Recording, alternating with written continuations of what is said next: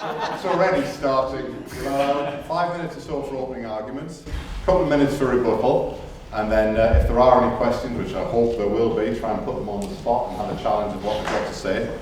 But first of all, before we start, we'll take a vote from the audience, please. So, who thinks association members should be directly elected? Association boards should be directly elected from the membership. Oh. Jeez, tough crowd. Now that makes my job easy because I can swing so many. So that's fine. Is there a hybrid model?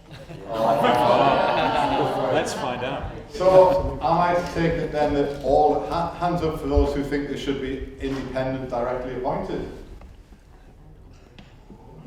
I'm with the hybrid man. The hybrid man. Yeah, well, yes. It's like a board meeting. What's difficult? Is there something down the middle? Right, Rennie. All right, so Please, sir. my argument for elected members, basically three pillars: transparency, accountability, and diversity. First of all, you are a membership association, so you report to your members. You are all about your members, all right? So the most transparent way we can get a board elected is through an election process. It's very simple. The members nominate, the members get elected, the members are responsible for the people on the board.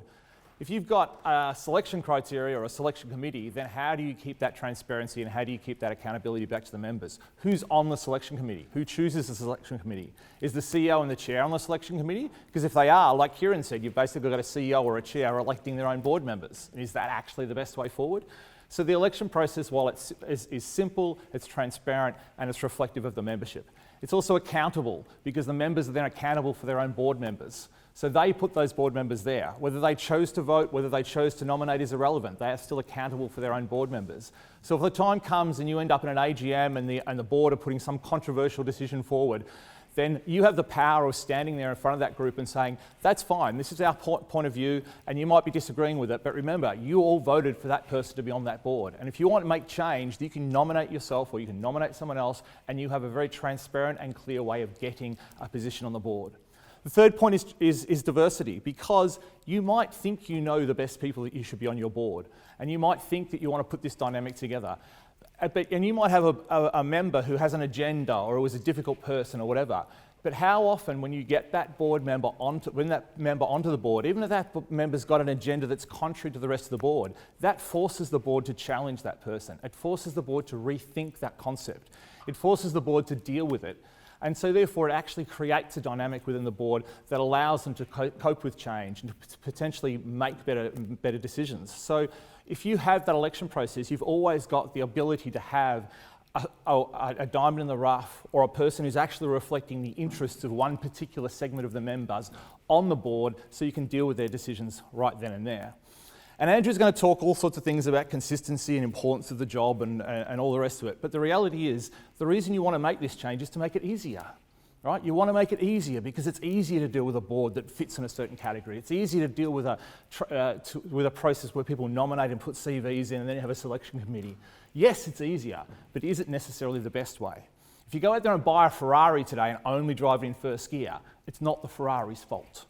And some of you have had bad experiences directly with elected board members, and you've had troubles with it, and there's been conflict, and there's been people with agendas. Well, my argument is you need to manage the system better rather than throw it out and go with the easy option, because I think you are a membership association, so you need to be accountable to your members. And the governance is all about the CEO reporting to the board and the board reporting to the members. And the members should vote and elect their membership. And you can put criteria around that. You can make criteria about the board elections. You can say you have to have a certain level of experience. You can say you have to have a certain qualification, whatever you like. There are ways and means you can frame the board processes. There's nothing to say that you can't influence the board in terms of the election process. You can still have nomination groups. You can still tap people on the shoulder and say, hey, we think you should nominate. But ultimately, the members still have the choice, and the members have the veto, and the members have the election. So my argument is manage the election process better rather than necessarily throw it out. Thank you. Give him a clap.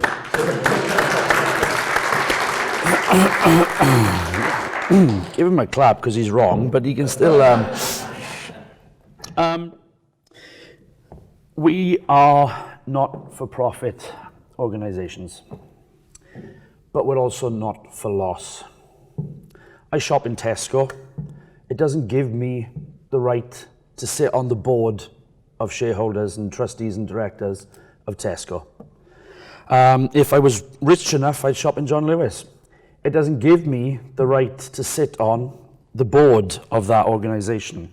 It doesn't necessarily, engagement with an entity, with an organisation, doesn't necessarily equate to the skills and the expertise and the knowledge required to lead that organisation. The whole election process within we're talking association sector, is born out of history, when organisations were loose collectives of volunteers without staff bases, without professional expertise in terms of organisational management, operations and leadership. And we have carried that over into the professional era, where we have qualified association managers, we have qualified association practitioners, and yet for some reason we have the hangover that says we should still have amateurs as the legally accountable entity for our organisation. For me personally, that is simply unacceptable. It is unacceptable to hold the chief executive to account, quite rightly. It is unacceptable to hold staff to account, quite rightly, if we are not equipped at every single level with the skills and the expertise and the knowledge required to be the legal custodians of some quite significant, large membership organisations.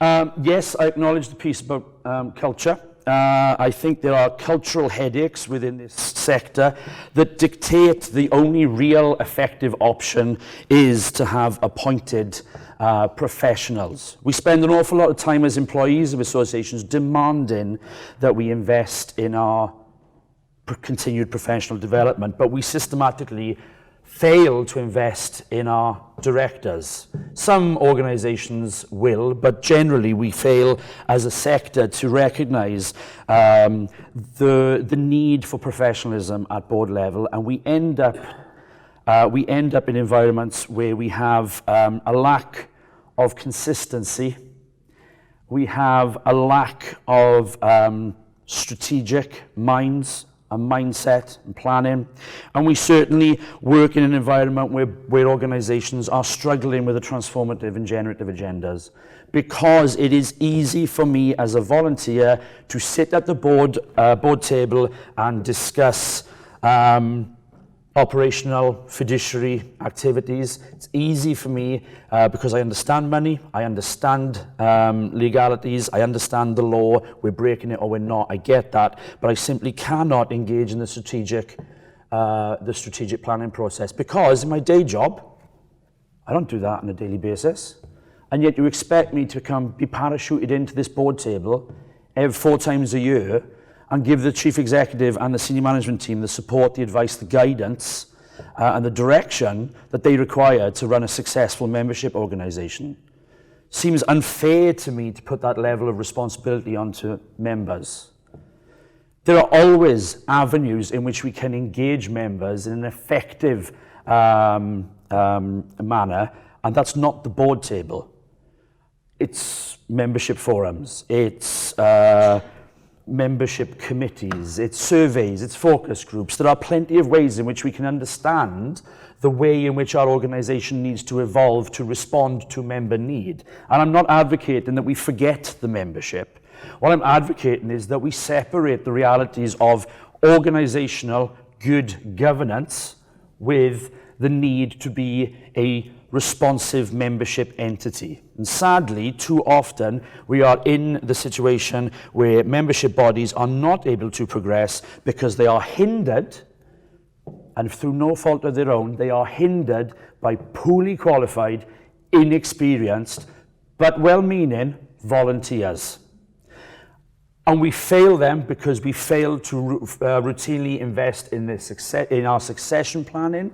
We routinely fail to invest in their professional development. And until that culture changes across the sector, I can see no justifiable argument that we should have effectively successful businesses that are being led by well-meaning volunteers.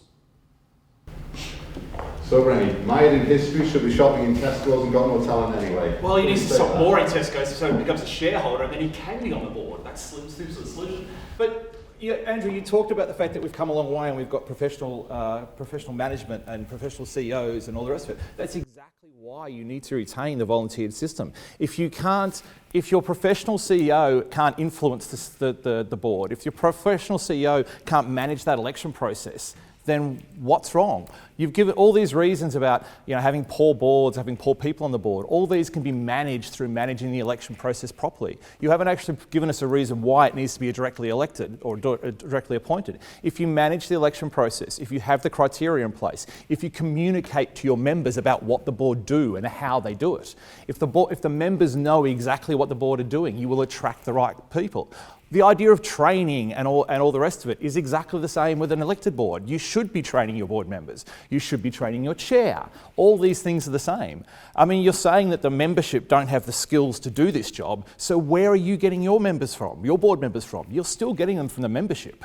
Or are you going to have a non-membered board altogether, in which case you're completely disconnected from the board. So you still need to get your board members from the membership. You may as well do the job properly, train them, educate them, set the criteria. So if you want to be a board member, you have to meet certain levels. Right? Get the process right, and you can still have an elected board that is still representative of the membership, who the membership feel they have ownership of the association and have that input and have that ability to drive an agenda if they choose to, without that disconnect.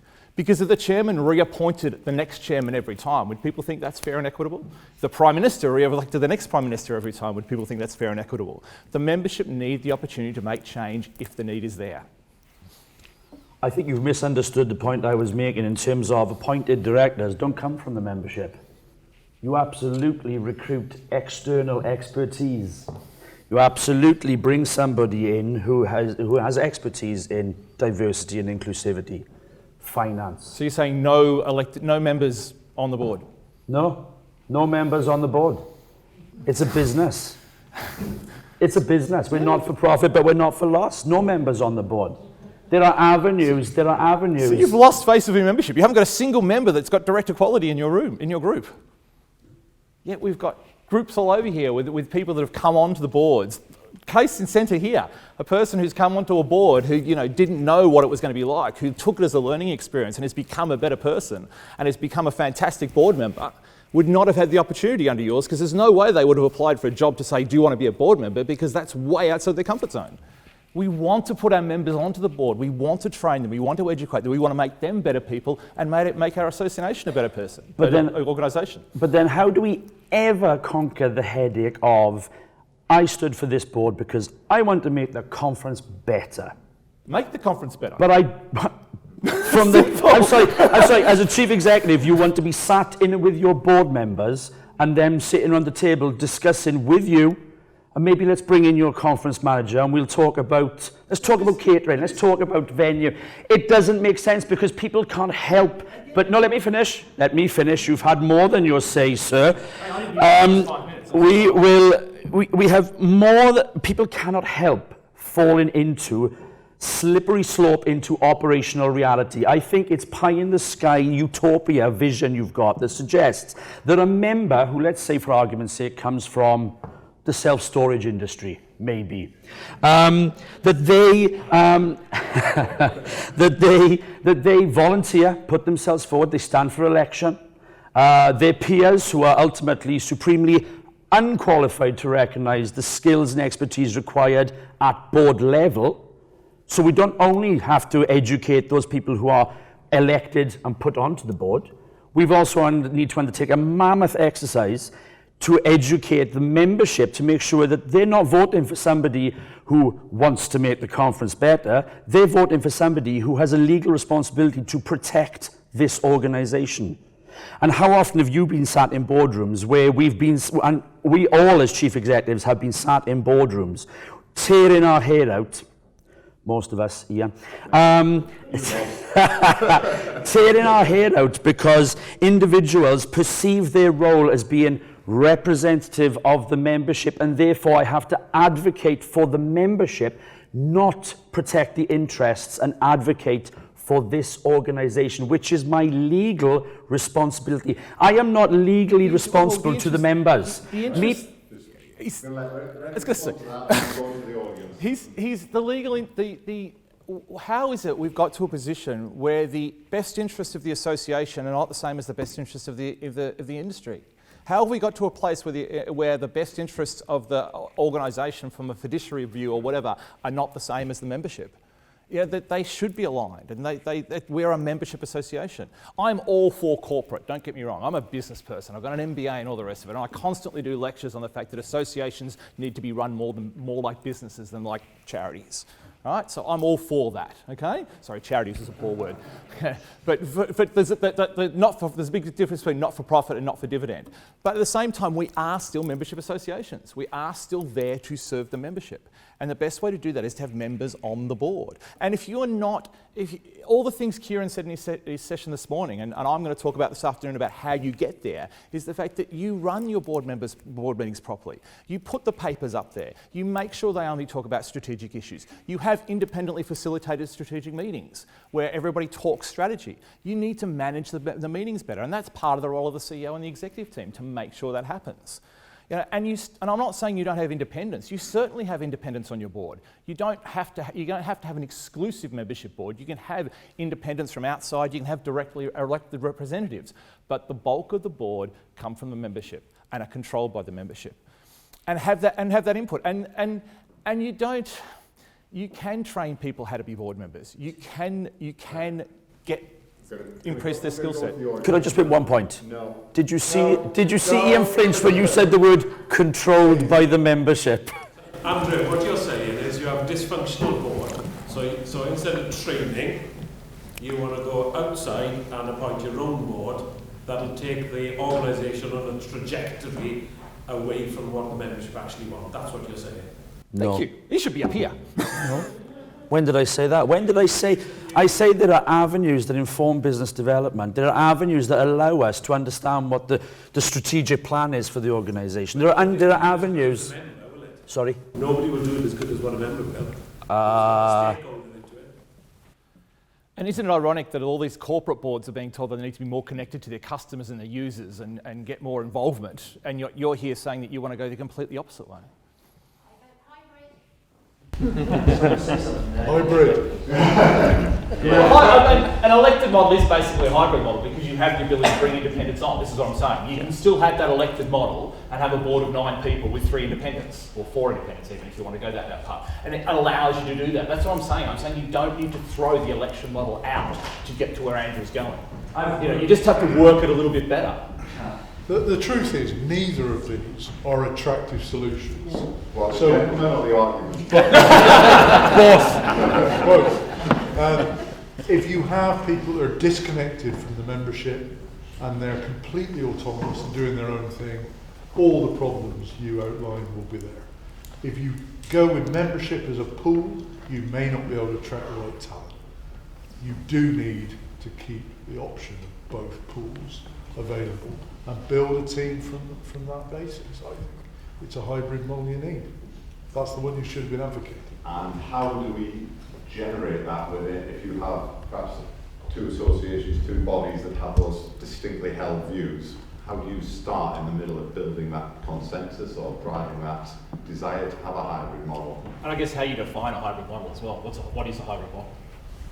A hybrid model is where you recognise the value that membership and representation of the membership brings, but you recognise that limiting yourself to that approach may prohibit you from attracting the right skills and expertise into the governance. Yeah, okay, but what's the model? A hybrid model should it not be a diverse and inclusive board made up following a skills audit, drawing up job descriptions, which then you, as you say, which I agree with, you run a decent selection process. Take the political environment.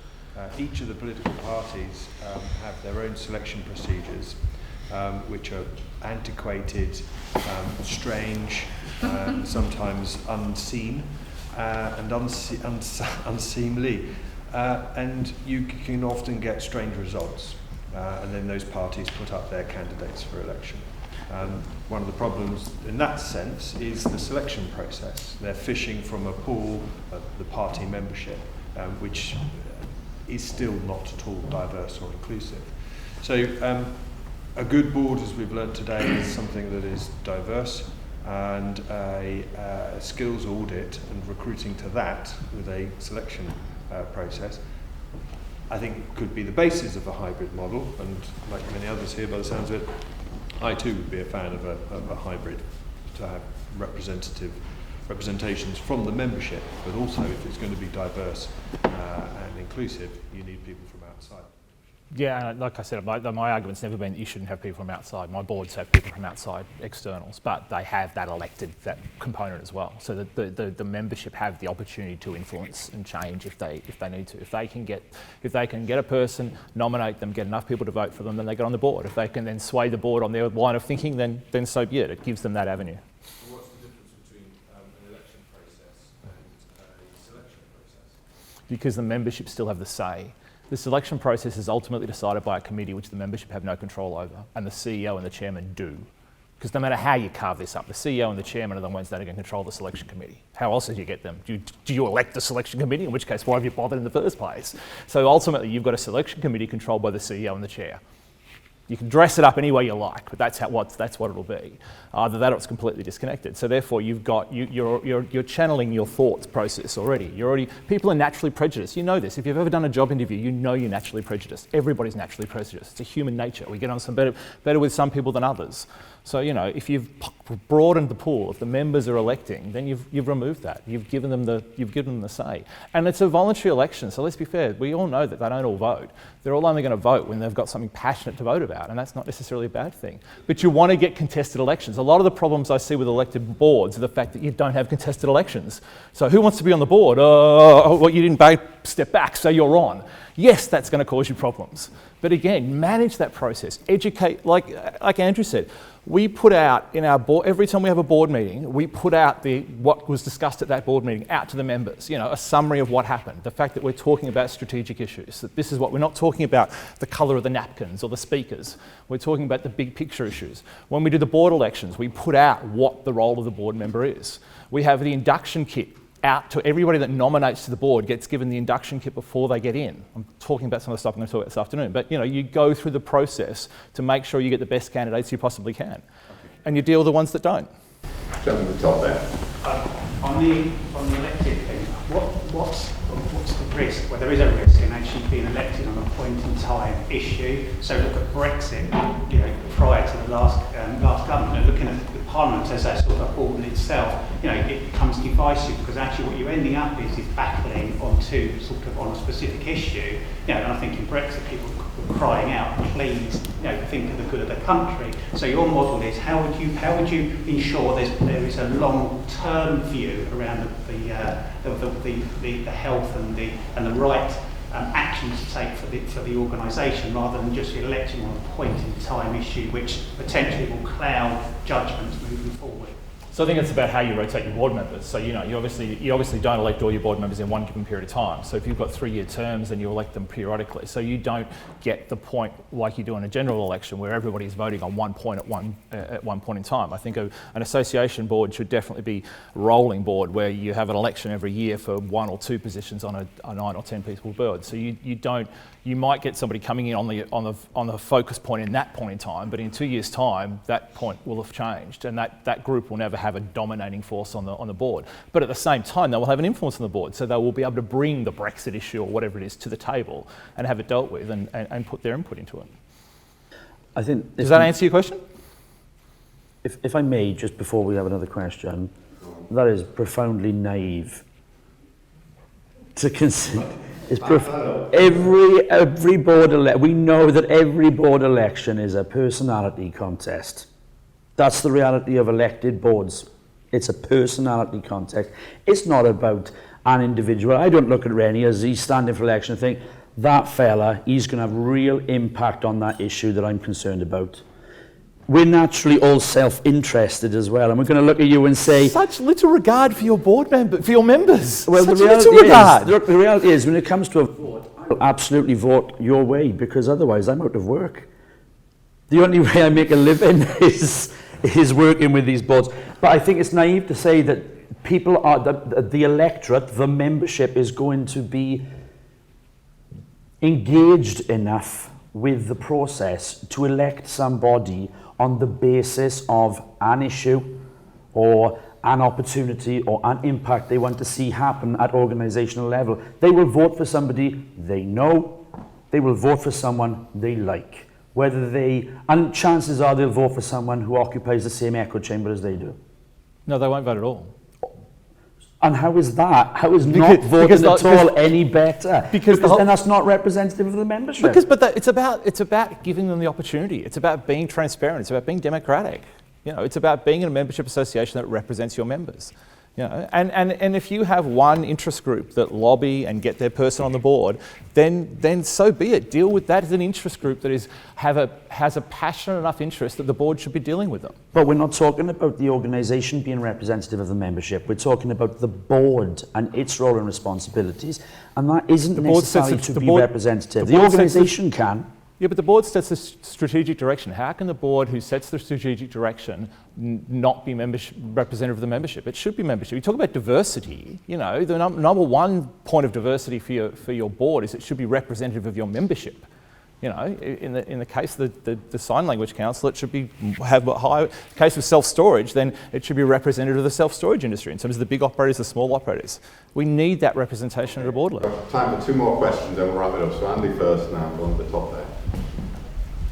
Yeah, the issue of diversity I think is really interesting, because you've talked about it really, but actually I don't think we've addressed it in the elected board model. If the membership does not represent a truly diverse group of people, how does the elected model represent the community, the population, and become a truly diverse board when you don't have the population to actually elect from?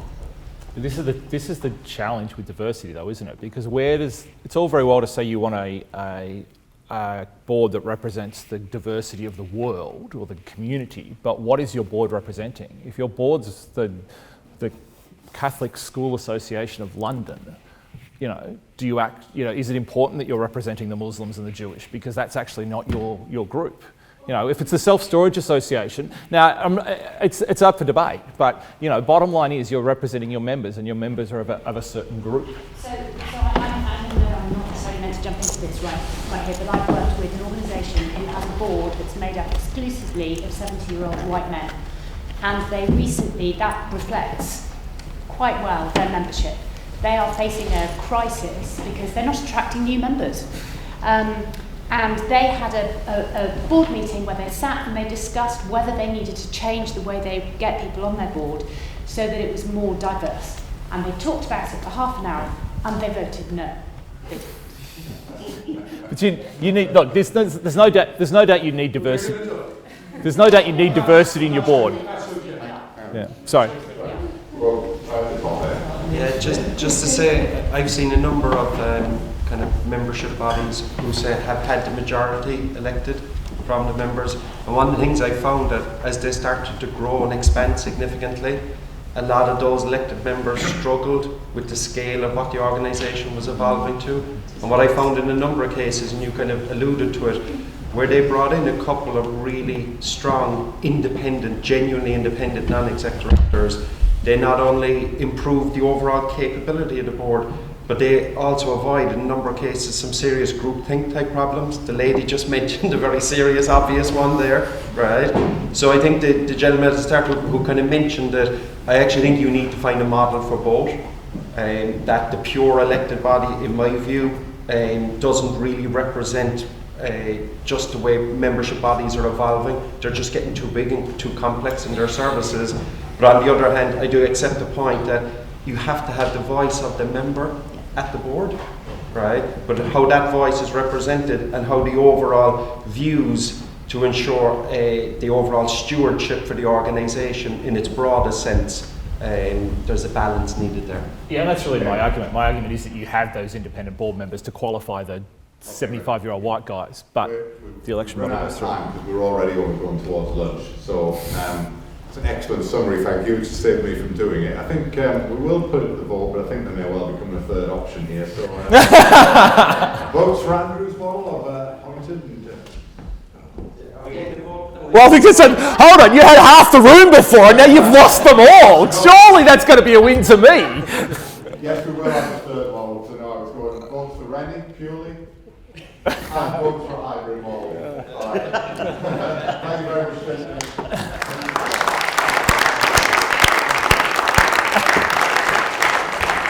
And thank you for Andrew for taking on this concept. I've had a bit of fun with it. It was something we kind of fleshed out at a session we had the other day. But I just think it's important to kind of think about these things. Andrew and I have both obviously put polarising views, which we don't necessarily believe 100% on that argument. But for the illustration of this is what we wanted. But I think it's just important you think about these and challenge your thoughts on a whole lot of these kind of issues, because there is no one size fits all. There is no perfect solution, but you do need to navigate your way through them. I will now work it out. Okay. Thank you. Thank you. And thank you to Ian as well, our chair. Thank you, sir. Thank you. Did it very well.